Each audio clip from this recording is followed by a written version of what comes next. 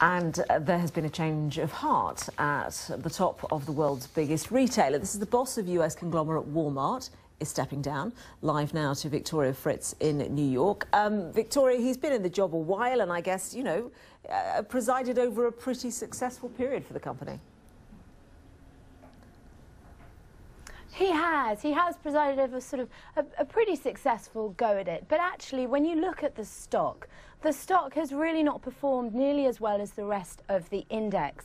So actually, investors haven't been really that impressed, and they are facing some significant challenges at Walmart. We've got the international scandal of bribery reports coming out of Mexico that happened a decade ago that they're working through. We have problems very similar to what you're hearing at Amazon in your previous interview, where they have disputes with the workers here in the US regarding pay and conditions, and they've been standing accused of threatening staff who are going on strike. And they also have a major problem when it comes to sales and really trying to improve the profitability of their international arm.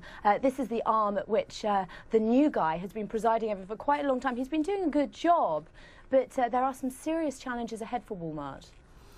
And I'm thinking of a lot of retailers in the public eye at the moment. You've alluded to it, but Walmart is scared barely out of the public eye simply because it is so big and has engaged in some controversial practices in the past. It certainly has engaged in them, but if there is a man to be able to turn this round and seen as a safe pair of hands, it's the new guy, Doug McMillon. Now, he's been at the company a very long time indeed. He's been there over 20 years. In fact, he started when he was 18 as a summer trainee back in 1984.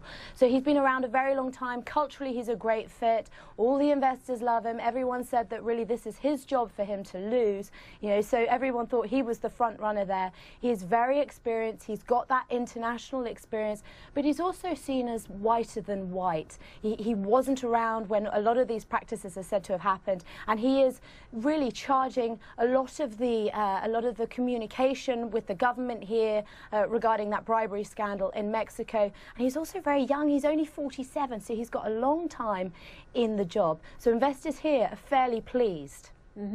And just describe to us what Walmart is like for those of us who've never, well, I've been to Walmart obviously, but many people outside the US will not have done.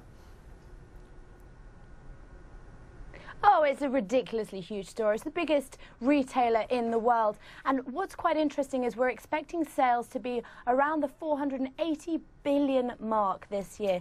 Now, it really does beg the question, if you're a company of that size, are you really able to look at the next big thing and the next shop around the corner? Are you really able to take on the likes of Amazon and all the people who will follow that have been incredibly successful? And that's one slightly negative criticism we've been hearing on the floor today of all the analysts we've been speaking to, that perhaps it's going to be more of the same when it comes to this new boss.